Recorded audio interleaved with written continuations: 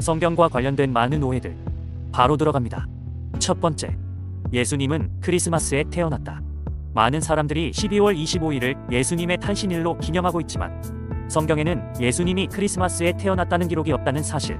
기록에 따르면 336년 로마에서 처음으로 크리스마스를 공식적인 기념일로 지정하고 이는 로마의 태양신 축제인 솔 인비투스의 날짜와 일치한다는 점에서 기독교를 널리 받아들여지게 하기 위한 선택으로 추정한다.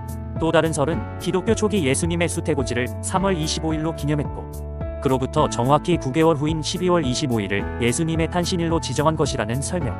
두 번째, 루시퍼는 사탄의 이름이다. 루시퍼는 라틴어로 아침의 별 또는 빛을 가져오는 자를 의미한다.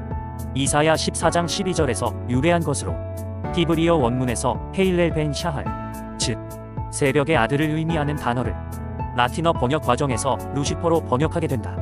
이사야서의 해당 구절은 바빌론의 왕을 고수하며 그의 몰락을 예언하는 내용으로 기독교 초기 해석가들은 이 구절을 사탄의 추락에 적용하기 시작했으며 중세 이후 루시퍼는 사탄의 이름으로 이식된다.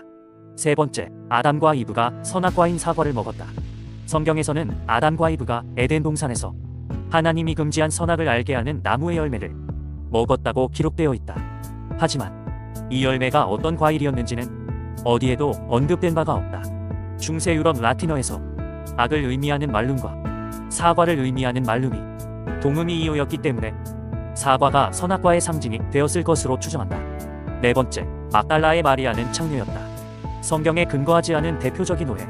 누가복음에는 예수님의 발에 자신의 눈물로 씻고 머리카락으로 닦으며 향유를 부어 예수님을 대접하는 죄 많은 여인이 나오는데 6세기 교황 그레고리오 1세가 설교에서 누가복음의 죄 많은 여인과 막달라의 마리아를 동일시함으로써 널리 퍼지게 된다.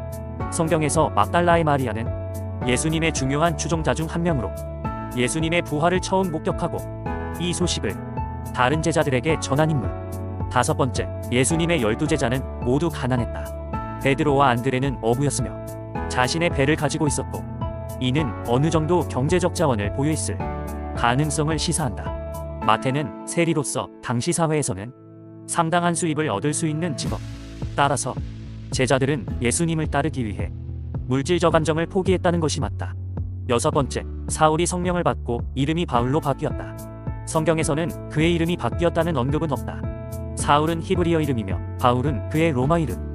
사울은 이방인 선교에 집중하기 시작하면서 스스로를 바울로 칭하는데 이는 보다 효과적인 선교를 위해 이방인 사이에 더 친숙한 이름인 바울을 사용한 것으로 보인다. 일곱 번째, 베드로는 십자가에 거꾸로 매달려 처형되었다. 1세기 로마 네로 황제의 박해를 받아 순교한 베드로. 베드로는 자신을 예수님보다 낫다고 여겨 십자가에 거꾸로 매달려 처형되기를 요청한다. 이야기의 출처 중 하나는 2세기경 작성된 성 베드로의 행전. 하지만 문헌의 권위나 진정성에 대한 의문으로 정경에 포함되지 않은 비경전 문헌. 여덟 번째, 노아의 방주에는 모든 동물들이 한 쌍씩 탔다. 창세기 6장과 7장에서는 노아에게 깨끗한 동물은 7쌍씩, 깨끗하지 않은 동물은 한 쌍씩 방주에 태우라고 지시한다. 깨끗한 동물은 제사와 번식을 위한 것으로 보인다. 아홉 번째, 모든 천사들은 날개가 있다. 날개 있는 천사들.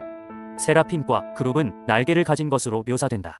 세라핌은 6날개, 그룹은 4개의 날개. 하지만 많은 성경 구절에서 천사들은 인간의 모습으로 나타난다. 창세기 18장, 아브라함에게 나타난 3명의 방문객 천사로 해석.